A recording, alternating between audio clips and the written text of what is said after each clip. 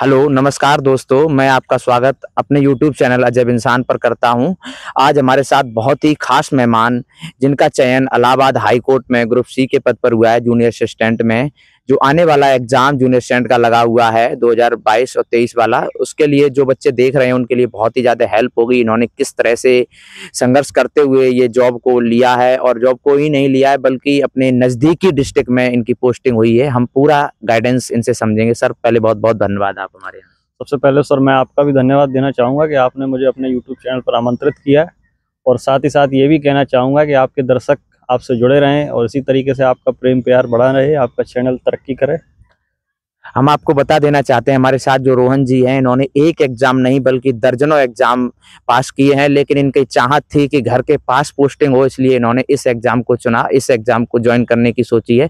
Sir, पहले आप हमें ये बताएँगे, ये जर्नी आपकी शुरुआत कैसे हुई? कैसे आपने सोचा गवर्नमेंट एग्ज़ाम की ही हमें तैयारी करनी चाहिए? सबसे पहले तो सर मैं ये कहना चाहूँगा कि जैसे नॉर्मल जो स्टूडेंट होते हैं 7th 8th क्लास तक के, तब तक मेरे जीवन में कोई एम नहीं था। मैं नॉन डायरेक्शनल था, मुझे कुछ नहीं पता था कि मुझे जीवन में क्या करना है। और समस्या ये भी थी कि मैं एक छोटे समाज से आता हूँ जहाँ अवेयरनेस समाज में बहुत कम रहती है एजुकेशन के प्रति। मेरे पिताजी इंटर किए हुए हैं, जो नगर पालिका में एक सुपरवाइज़र के पद पर कार्यरत हैं, माताजी ग्राम पंचायत के पद पर कार्यरत है। और आसपास का जो माहौल भी है वो भी लगभग ऐसे ही 4th क्लास कर्मचारियों के पद पर कार्यरत थे और कुछ छोटे मोटे कामों से अपना गुजारा करते थे। तो इससे समस्या ये आती थी कि हमें एजुकेशन की वो नॉलेज, वो गाइडेंस समय पे नहीं मिल पाती थी। जिसके कारण क्या था कि हमें जीवन में क्या करना है, कैसे करना है, इसका कोई डायरेक्शन नहीं था। लेकिन जैसे-जैसे समय चलता गया तो मैं भी आगे बढ़ता गया, जो सामने आता गया मैं करता गया। तो 12th तक जब मैं पहुँचा हूँ, तो मुझे मेरे एक सर मिले थे, जिनका नाम राहुल सक्सेना है, जो मैथ के टीचर हुआ करते थे। वो इस तरीके के टीचर हुआ करते थे कि साथ पढ़ाने के साथ-साथ ज़िंदगी जीने का तरीका भी बताए थे। और उनका मैं इस समय बहुत शुक्रगुज़ार हूँ कि वहाँ जाके मुझे पढ़ाई का सही मायने में महत्व नज़र आया। मैंने अपने जीवन में पढ़ाई को सीरियसली लेना शुरू किया और दिशा तो मैं उस वक़्त भी दिशाहीन था, मुझे नहीं पता था क्या करना था।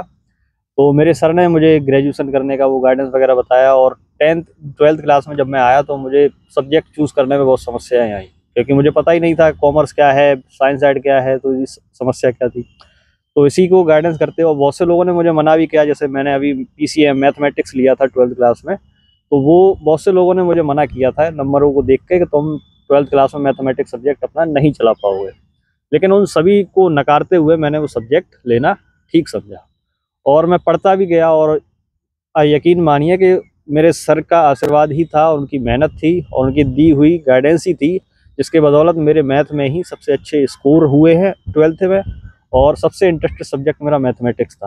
और जी, एक दौर ऐसा भी आया कि जब मैं बीएससी के स्टूडेंट को पढ़ाया हूँ, जी, 12th क्लास के स्टूडेंटों को मैंने पढ़ाया है। जी, जी। तो पढ़ाई के प्रति हमेशा फिर सजग रहने लगा मैं और पढ़ता गया और मेरा दूसरा शायद कोई काम नहीं था, मैं कहीं थोड़ा कम आना-जाना पसंद करता था।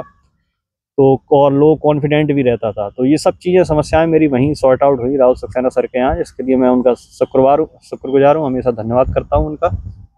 उसके बाद क्या हुआ कि मैं ग्रेजुएशन में आया। ग्रेजुएशन जब हमने कंप्लीट कर ली, उसके बाद फिर मैंने एलएलबी किया। एलएलबी के बाद मेरा फिर रुझान हुआ गवर्नमेंट जॉब की तैयारी के साथ-साथ, और तैयारी के साथ-साथ ही मैंने एलएलबी की थी। तो लगभग इस पूरे पीरियड में मुझे 5 से 6 साल का समय लगा है, तब मैं इस पद पर आज पहुँच पाया। जी, जी, जी। जैसा कि सर ने अभी अपना बैकग्राउंड बताया किस तरह से संघर्षों के साथ इन्होंने आगे बढ़ाई, पढ़ाई अपनी किस तरह से। हम सबसे पहले जो हमारे कॉम्पिटिटिव एग्ज़ाम्स में सब्जेक्ट होते हैं, एक-एक सर से जानेंगे किस तरह से इन्होंने तैयारी की। सबसे पहले मैथ की बात करते हैं। सर, आपने अपना कॉम्पिटिटिव जो एग्ज़ाम्स में मैथ आता है, वो कैसे तैयार किया? सर मैथमेटिक्स 2 टाइप का होता है, एक अरिथमेटिक और एक एडवांस। तो जी। एडवांस तो मेरी ठीक थी, लगभग 9th-10th में मैं ठीक से पढ़ा हूँ, 12th में ठीक से पढ़ा हूँ। लेकिन एडवांस का जो वेटेज वहाँ रहता है कॉम्पिटिशन एग्जाम में, वो थोड़ा कम रहता है। जी, जी। अरिथमेटिक का थोड़ा वेटेज ज़्यादा रहता है इसके कारण। और अरिथमेटिक में मुझे बहुत सी समस्याएं का भी सामना करना पड़ा, क्योंकि वो उसमें थोड़ा समझ में तो आ जाता था, लेकिन वो करने में समय थोड़ा लगता था। और कॉम्पिटिशन टाइम का ही खेल है, आपको क्वेश्चन आना एक अलग चीज़ है और समय पे करना एक अलग चीज़ है। तो इन दोनों चीज़ों को मैंने बहुत मेहनत इसमें लगी है, काफ़ी समय का वो मशक्कत करनी पड़ी। तो इसमें क्या हुआ था, मुझे सबसे पहले तो शुरुआत हुई थी मेरी, एक कोचिंग सेंटर जॉइन किया था मैंने मनीष द्विवेदी सर का, जो फ्यूचर टारगेट एजुकेशन पॉइंट है मैनपुरी डिस्ट्रिक्ट के ही अंदर।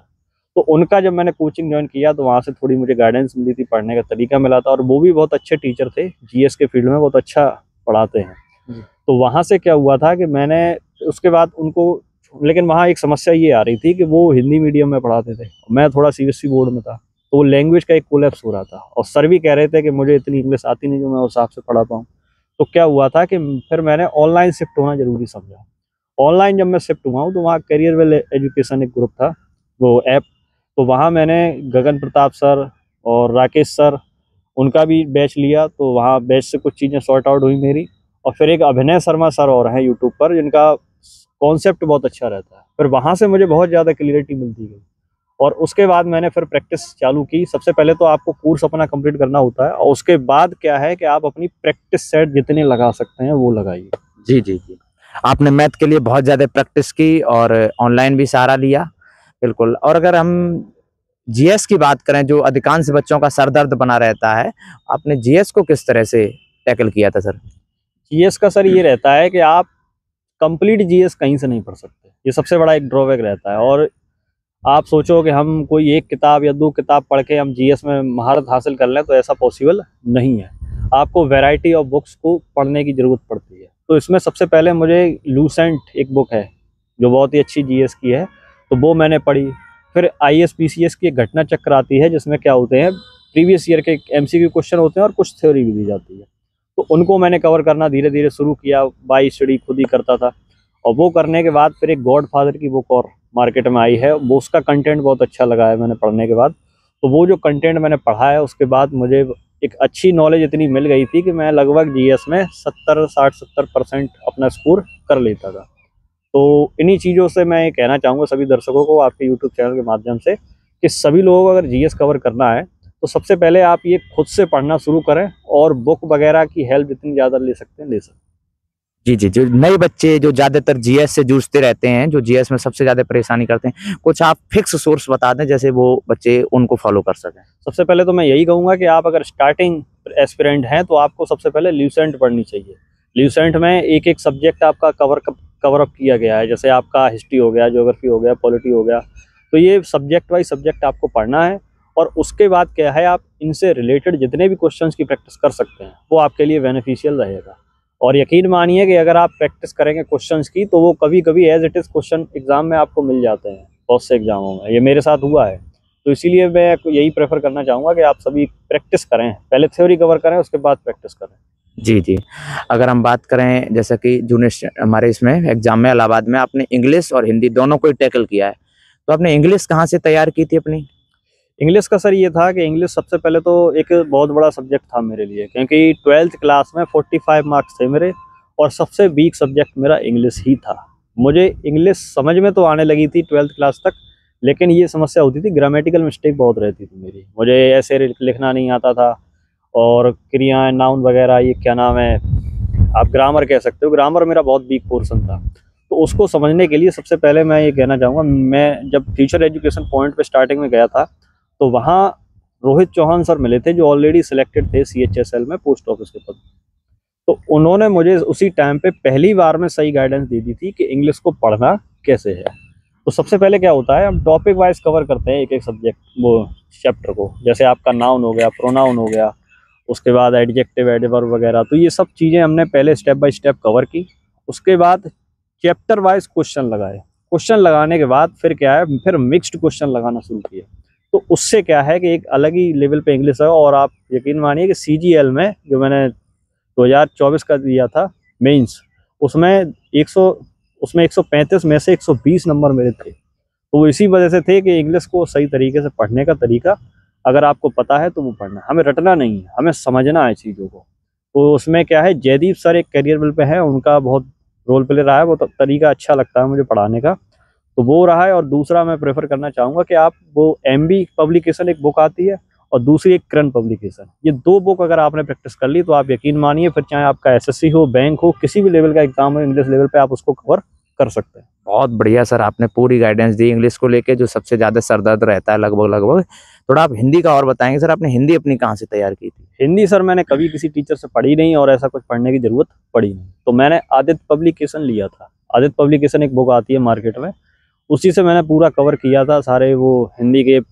और आप अगर इंग्लिश भी कवर कर लेते हैं अच्छे से तो लगभग ग्रामेटिकल पोर्शन सेम ही है हिंदी में, क्योंकि Hindi English just a language, nothing. तो दोनों लैंग्वेज को पढ़ने, अगर आपको हिंदी आती है तो आप इंग्लिश सीख सकते हैं और इंग्लिश आती है तो आप हिंदी सीख सकते हैं। तो उस बेसिस पे क्या है, हमें थोड़ी हेल्प मिलती गई और मैंने हिंदी अपनी खुद से ही तैयार की थी बुक से पढ़ के। और ज़्यादातर सब्जेक्ट आप खुद से कवर कर सकते हैं कॉम्पिटिटिव एग्जाम में। जी, जैसे सर कुछ बच्चों को रीजनिंग में भी प्रॉब्लम आती है, जो नए-नए फ्रेशर बच्चे होते हैं, उनको रीजनिंग के लिए आप क्या सजेस्ट करना चाहेंगे? रीजनिंग में मैंने पीयूष वार्ष्णेय सर से एसएससी सीजीएल की जब तैयारी कर रहा था तो उनसे मैंने यूट्यूब पे एक चैनल लिया था, तो वहाँ से मैंने सारा कुछ कवर अप किया था। और फिर मुझे कहीं स्पेशल प्रैक्टिस करने की ज़रूरत नहीं पड़ी। मैं प्रैक्टिस सेट लगाता था टेक्स्ट बुक पे, तो उसी के बेसिस पे क्या होता था कि मेरा सारा कुछ कवर होता चला गया क्वेश्चन। तो पीयूष वार्ष्णेय सर से एक बार आप सिलेबस कंप्लीट करें और करने के बाद आप प्रैक्टिस करें, ऑटोमेटिक आपकी रीजनिंग बेटर हो जाएगी। जी सर, जैसा कि आपने सभी सब्जेक्ट के बारे में डिटेल कॉम्प्रिहेंसिव इन्होंने सर ने बताया किस तरह से कौन सा सब्जेक्ट हमें तैयार करना चाहिए, किस तरह से तैयार, आप अगर इनकी पूरी गाइडेंस को फॉलो करेंगे और इसी तरह से तैयार करेंगे तो निश्चित आपका सिलेबस तैयार होगा। अच्छा, जैसा कि सर आपने जब एग्जाम क्वालिफाई कर लिया होगा तो इसमें टाइपिंग का भी एक बहुत बड़ा इशू रहता है, मेजर इशू ये रहता है कि बहुत सारे बच्चे टाइपिंग में बाहर हो जाते हैं, तो आपने इसकी टाइपिंग कैसे तैयार की? टाइपिंग का सर इशू ये रहता है कि कुछ लोग ऐसे आते हैं कि उन्हें ये लगता है कि हम 1 महीने या सिर्फ 2 महीने में हम टाइपिंग सीख जाएंगे और परफेक्ट स्पीड आने लगेगी, जबकि ऐसा नहीं होता है। टाइपिंग आपका टाइम मांगती है। सबसे पहले तो जब मैं पहली बार टाइपिंग स्टार्ट किया था तो ग्लोबल इंस्टीट्यूट मैनपुरी डिस्ट्रिक्ट में है, तो वहाँ मैंने टाइपिंग पहली बार की थी। तो वो उंगलियाँ रखने में ही मुझे समस्या आ रही थी बहुत ज़्यादा। मैं उंगलियाँ नहीं रख पा रहा था, कहीं कोई सी पहुँच जाती थी, कहीं कोई सी पहुँच जाती थी, तो इससे मुझे समस्या का सामना करना पड़ा था। लेकिन अचानक पीछे से एक सर आए तो उन्होंने अपना बताया कि इसको ऐसे नहीं ऐसे करना है। तो जब उन्होंने बताया तो मैं उनकी स्पीड देख करके दंग रह गया। बहुत ही स्पीड में और बहुत ही सरल एक्यूरेसी के साथ वो अपना टाइप कर रहे थे। फिर मैंने उनसे पूछा, मैंने कहा सर ये आपने कैसे किया? तो उन्होंने मुझे ये बताया था कि आप 1 दिन के एक्सपीरियंस को 1 साल के एक्सपीरियंस से मैच कर रहे हैं, तो वो एक बड़ी बात है। आप सिर्फ 1 दिन में ये चीज़ें नहीं कर सकते। आपको 1 साल वाला बंदा अगर देखा है तो जाहिर सी बात है उसकी स्पीड और वो सारी एक्यूरेसी वगैरह एक फिक्स होगी। तो टाइपिंग जो मैंने स्टार्ट की थी तो मुझे 5 से 6 महीने का वक्त लगा था स्पीड भी बनाने में, टाइपिंग सीखने के बाद भी स्पीड भी बनाने में। उसके बाद क्या हुआ, फिर हर एग्ज़ाम में टाइपिंग आने लगी और मैं देने भी लगा लगभग। तो हर एग्ज़ाम के 10-15 दिन 1 महीने पहले ही मैं टाइपिंग में लग जाता था सब कुछ। मैंने यूपीएसआई मिनिस्टेरियल भी निकाला, एसएससी सीजीएल भी दिया है, तो इन सभी में टाइपिंग वगैरह मांगी गई थी। इसके बेसिस पे क्या है, मेरी प्रैक्टिस टाइपिंग की ऑटोमेटिक होती गई। तो जब मैं इलाहाबाद हाईकोर्ट का एग्ज़ाम देने गया टाइपिंग देने के लिए, तो उसमें मुझे अलग से स्पेशल तैयारी करने की ज़रूरत नहीं पड़ी। तो इसी बेसिस पे क्या हुआ था कि मैंने जब टाइपिंग वहाँ दी थी तो मुझे ज़्यादा कोई समस्या नहीं आई थी। और एक चीज़ ये भी है कि टाइपिंग करते वक्त जब आप एग्ज़ाम हॉल में एंटर करें तो वहाँ आपको क्या है कि अपनी हार्ट बीट, अपने माइंड सेट पर थोड़ा काबू रखना है। मैंने बहुत से बच्चे ऐसे देखे हैं जो कमरे में एंटर तो कर जाते हैं, लेकिन उनकी कॉन्फिडेंट लेवल कम होने की वजह से वो डर जाते हैं, या वो आवाज़ जो कमरे में होती है तो उससे वो मतलब परेशान हो जाते हैं, होपलेस हो जाते हैं, वो चीज़ें आती हुई भी उनकी गलत हो जाती हैं। तो पैनिक ना हो आप, अगर एग्ज़ाम में टाइपिंग देने जा रहे हैं तो ये बड़ी बात होती है। और पैनिकनेस आपकी तभी खत्म होगी जब आपने अच्छी प्रैक्टिस कर रखी होगी। और एक कीबोर्ड पर प्रैक्टिस आप ना करें, आप कीबोर्ड बदलते रहें कंपनियों पे, HP पे भी करें, डेल पे भी करें, जो भी आपको मिल सकता है उस पर करें। क्योंकि जब आप एग्ज़ाम हॉल में टाइपिंग देने जाते हैं तो वहाँ आपको कीबोर्ड हर जगह बेटर क्वालिटी के नहीं मिलते हैं, कहीं कहीं ख़राब भी मिलते हैं, कहीं किसी का बैक स्पेस छोटा है, कहीं कुछ काम नहीं कर रहा है, तो इन समस्याओं का भी सामना आपको करना पड़ सकता है। तो इसीलिए आप बुरी से बुरी सिचुएशन के लिए तैयार रहें और स्पीड आप जितनी अच्छी बढ़ा सकते हैं। मेरी 45-50 करीब इंग्लिश में आती थी और 30 से 35 मैं हिंदी में निकाल देता था, और अभी प्रैक्टिस अगर करता रहूँ तो उससे भी ज़्यादा मैं बढ़ा सकता हूँ। तो ये सब प्रैक्टिस की ही बेस पे है। बस जी, बिल्कुल धर सर, आप ये बताएं थोड़ा सा, जिस तरह आपने प्रॉपर एसएससी सीजीएल की तैयारी की, सीजीएल में आपने काफ़ी मेंस भी लिखा दिया है, तो आप सीजीएल से फिर यूपी SSC की तरफ कैसे शिफ्ट हुए और आपको किन किन चैलेंजेस का सामना करना पड़ा जब आप सीजीएल जैसे अलग, जो इसका डिफरेंट पैटर्न है, डिफरेंट क्वेश्चन बैंक सेट करने का तरीका है, यहाँ यूपी SSC का बिल्कुल अलग है, आपने फिर इसको कैसे टैकल किया? सर सबसे पहले तो मैं ये कहना चाहूँगा कि जब मैंने तैयारी शुरू की थी तो मैं सिर्फ SSC ओरिएंट होके ही कर रहा था, और SSC की तैयारी करने का बेनिफिट मुझे ये मिला है कि मेरे लगभग सब्जेक्ट सभी तैयार हो गए थे, तो मुझे अलग से कहीं सब्जेक्ट तैयार करने की ज़रूरत नहीं पड़ी थी। और लगभग हर एग्ज़ाम में सेम सब्जेक्ट आते हैं, इसीलिए मैं बार बार ये जोर दे रहा हूँ कि सबसे पहले आप अपने सब्जेक्ट अच्छे करें। अगर आप कॉम्पिटिशन एग्ज़ाम की तैयारी कर रहे हैं तो सब्जेक्टों पर ध्यान दें, सब्जेक्ट अच्छे करें। और सब्जेक्ट जब आपके अच्छे हो जाएंगे तो आपके कोई भी कॉम्पिटिशन एग्ज़ाम हो सब निकलने स्टार्ट हो जाते हैं। तो ये सेम यही हुआ था कि जब मैंने एसएससी का एग्ज़ाम देना शुरू किया तो सबसे पहला मेरा एसएससी जीडी का निकला था एग्ज़ाम। उसकी नोएडा में रनिंग हुई थी और मैं रनिंग आउट हो गया था क्योंकि उस वक्त मैं बीमार चल रहा था। और इसी के साथ फिर मेरा निकला था UP police ASI ministerial. UP police ASI ministerial में क्या हुआ था कि 4-5 बार मुझे बुलाया गया और चारों पाँचों बार मैंने सभी एग्ज़ाम को क्वालिफाई कर लिया, टाइपिंग भी, डीवी भी, सब कुछ हो गया था। लेकिन फाइनल इससे कट ऑफ ज़्यादा उठ जाने की वजह से मेरा सिलेक्शन नहीं हो पाया। फिर मेरा फिर मेरा एसएससी सीपीओ निकला जिसमें मैं रनिंग आउट हो गया था, यूपी सीपीओ एसआई एसएससी, तो उसमें भी मैं रनिंग आउट हो चुका था। तो इन चीज़ों को देख के मेरे दिमाग में एक नेगेटिविटी सी आने लगी। मैं थोड़ा, और घर वाले भी प्रेशर बना रहे थे कि समय ज़्यादा निकल रहा है, कुछ करो। और सबसे घर में बड़ा होने के नाते मुझे शादी वगैरह भी जल्दी करवानी थी घर वालों की, तो उस तरीके से एक प्रेशर अलग ही आ रहा था सर पे। तो मुझे ये लगा कि अगर मैं इसी में समय देता गया, और 2 बार मैं सीजीएल भी निकाल चुका था प्री, एक बार मेंस भी दे चुका हूँ, तो उसमें भी सिलेक्शन आउट हो गया था।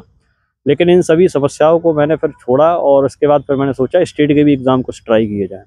और इसी के साथ मैंने फिर कुछ स्टेट के एग्ज़ाम दिए और स्टेट के एग्ज़ाम में भी कुछ मैं आउट हुआ हूँ। लेकिन फिर मेरा इलाहाबाद हाई कोर्ट ऐसा एग्ज़ाम रहा जिसमें मैं कम्प्लीटली क्वालिफाई हो चुका हूँ। जी सर, जब आपका पता लगा घर पे, आपको जब पता लगा होगा कि कम्प्लीटली आप क्वालिफाइड हो गए हैं, इलाहाबाद हाई कोर्ट में आपका पूर्णतः चयन हो गया, तो किस तरह खुशी का माहौल क्या था और किस तरह की मुस्कान थी पिताजी के चेहरे? खुशी का माहौल तो सर ऐसा था कि खुशी के साथ साथ इमोशनल बहुत ज़्यादा हो गए घर में सभी लोग। 16 तारीख को रिजल्ट आया था, 16 अप्रैल को, और शाम 9-10 बजे के समथिंग ये रिजल्ट अपलोड किया गया था वेबसाइट पे। और बाकी दिनों में मैं हर दिन रिजल्ट चेक करता था और रिजल्ट नहीं आता था। 1.5 से 2 महीने लगभग पास आउट हो चुके थे, तो इसकी भी एक अलग से टेंशन दिमाग में रहने लगी थी कि यार अभी तक रिजल्ट अपलोड नहीं हुआ, क्या देखें। तो मन नहीं लग रहा था किसी पढ़ाई में या ऐसी समस्या में। और ये सबके साथ लगभग होता है, हर स्टूडेंट की लाइफ में ऐसा समय आता है। तो वो जब समय हो गया 16 तारीख को जब मैंने रिजल्ट चेक किया, तो मेरे एक दोस्त ने मुझे ये रिजल्ट भेजा था। एक सुमित भाई हैं, ऐसा ही सिलेक्टेड है यूपी पुलिस में, लखनऊ पोस्टेड है। तो उन्होंने ये रिजल्ट भेजा था मुझे रात को 9-10 बजे कि आप स्क्रीनशॉट लेके कि आपका नाम भी है और पिताजी का नाम भी मैच कर रहा है, बस आप रोल नंबर एक बार वेरीफाई करके देख लें। तो आप यकीन मानिए कि वो नाम और रोल नंबर देख के मुझे इतनी खुशी हुई, लेकिन डर भी लग रहा था कहीं ये ऐसा ना हो सेम नाम के 2 बंदे हों तो कहीं प्रॉब्लम हो जाए। तो इसी के साथ फिर क्या हुआ कि मैंने जब अपना रोल नंबर वो चेक करने के लिए मैंने एडमिट कार्ड ढूंढा, तो वो एडमिट कार्ड मेरे फ़ोन में ही पड़ा था। और मैं इतना होपलेस हो गया कि वो फ़ोन मैंने ढूंढ के मैं कहीं कागज़ों में इधर-उधर ढूंढ रहा था फाइलों में, और वो नहीं मिला। फिर मुझे अचानक याद आया कि कुछ समय बाद कि मेरे फ़ोन में ही पड़ा हुआ एडमिट कार्ड। तो वो एडमिट कार्ड मैंने निकाला, फिर उसमें मैंने रोल नंबर चेक किया, और जब वो वेरीफाई हो गया तो अचानक पिताजी का घर के अंदर आना हुआ, और माताजी बगल में ही खड़ी थी, तो उनके मैंने चरण स्पर्श किए, उनका आशीर्वाद लिया और बताया कि मेरा सिलेक्शन हो चुका है। तो वो सभी लोग खुश हो गए और गले लगा के सभी लोग रोने लगे। वो पूरा मोमेंट इतना इमोशनल था कि घर के 5 सदस्य हम लोग, 3 भाई बहन हैं, 2 भाई 1 बहन है और माता पिता हैं, सभी लोग उस दिन इमोशनल हो गए थे पूरी रात। तो जाहिर सी बात है एक छोटे से तबके से आने वाला व्यक्ति अगर कोई इस उपलब्धि को हासिल करता है तो खुशी तो होती है। जी सर, आपको बहुत बहुत शुभकामनाएं अग्रिम, आप इसी तरह से ऊंचाइयां छूते रहें। और आप थोड़ा सा ये बताएंगे, अब आप आगे प्रिपरेशन कंटिन्यू रखेंगे या फिर आप किसी और फील्ड को चूज करना चाहेंगे? आगे का क्या फ्यूचर प्लान है? फिर हम फ्यूचर प्लान सर ये है कि मैं रुकने वाला तो नहीं हूँ अभी। ये उपलब्धि ज़रूर हासिल हुई है, लेकिन मेरे पॉइंट ऑफ व्यू से ये सिर्फ एक अंत नहीं है। अभी उम्र भी अच्छी खासी है और मेहनत करने की क्षमता भी अच्छी खासी है। तो अब मैं Allahabad high court RO exam के लिए प्रिपरेशन करूँगा आगे, और उम्मीद करता हूँ कि वो भी क्वालिफाई करूँ और बड़े पद पर पहुँच के इलाहाबाद हाई कोर्ट में सेवा देने का मौका मिले, तो ये मेरे लिए बहुत ही सौभाग्य की बात होगी। बस जी, बहुत बहुत धन्यवाद सर, आप अपना बहुत ही कीमती समय निकाला, उसके लिए बहुत बहुत धन्यवाद सर।